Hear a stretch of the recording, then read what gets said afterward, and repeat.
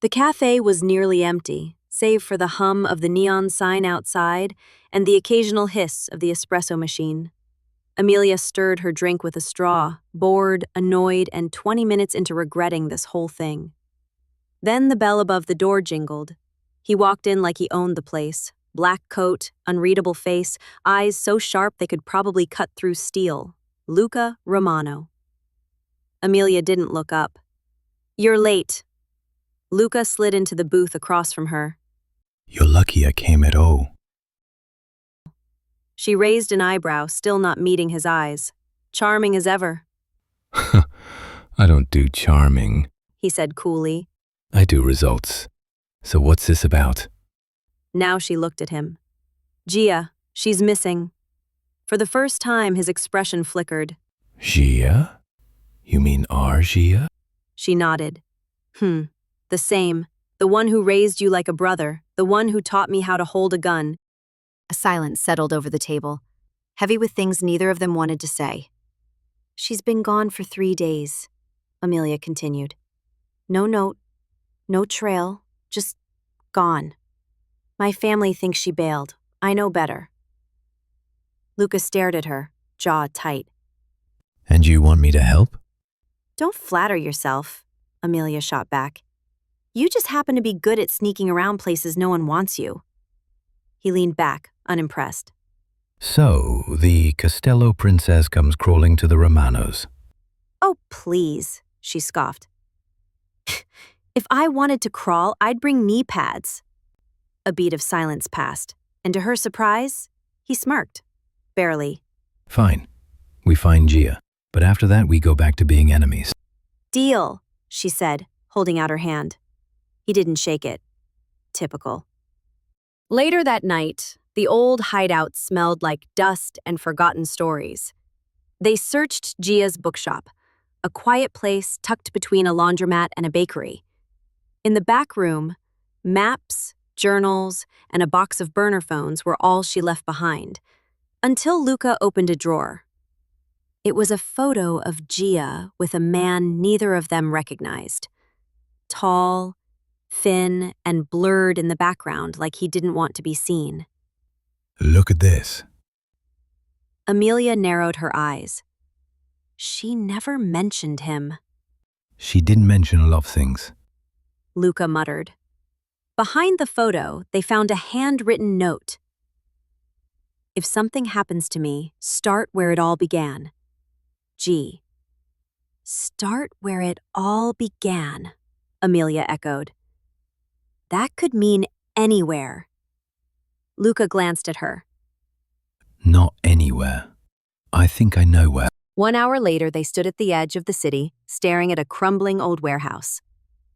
"This place?" Emilia asked, arms crossed. Used to be a Romano weapons drop. "Great," she muttered. "Memory lane." He pushed the door open and motioned for her to stay behind him. "Oh, please," Emilia said, brushing past him. "I've had bullets in my hair before."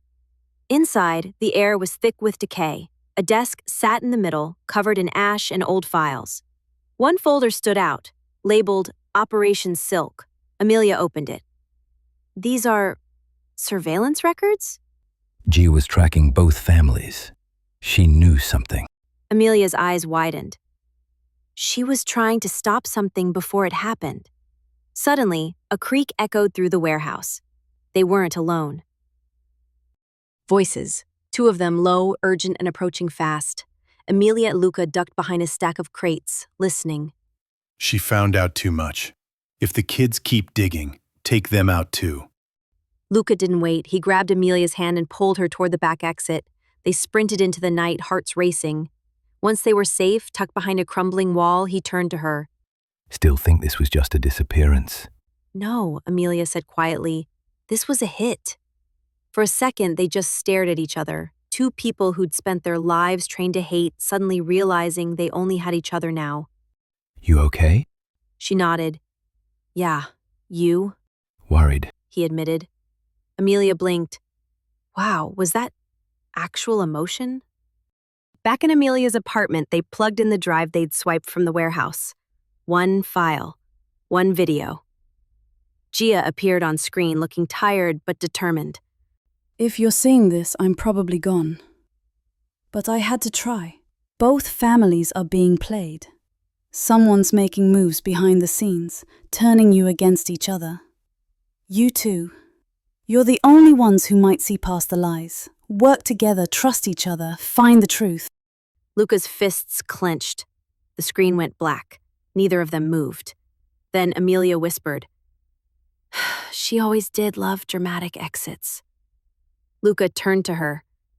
She trusted us. Emilia nodded.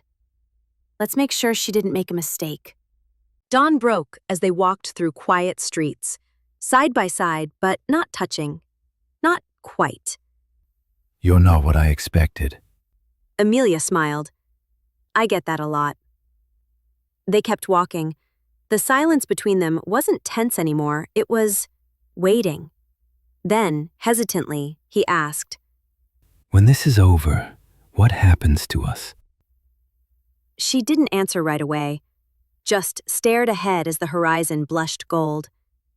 Then, well, technically, we go back to being enemies. But maybe, Emilia added, voice softer now, we just forget the rules for a while. Luca gave a small nod. They turned the corner and stopped dead. In the alley ahead, slumped against the brick wall, barely conscious but unmistakably alive, was Gia, bruised, weak, but breathing. Emilia's heart lurched. Gia? Her eyes fluttered open, just enough to recognize them. She tried to speak, failed. Luca dropped to his knees beside her, checking her pulse, his face sharper than it had been all night. Emilia crouched, brushing a hand against Gia's shoulder. "Who did this to you?" Gia's lips trembled. She barely managed one word, so faint Emilia almost missed it. "Run."